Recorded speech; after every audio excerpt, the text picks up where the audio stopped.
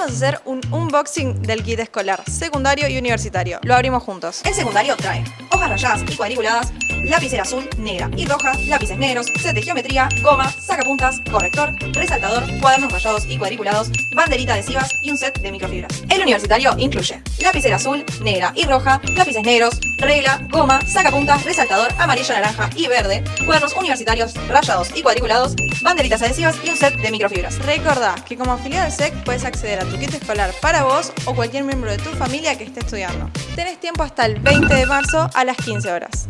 Te dejamos el link para que puedas acceder directamente.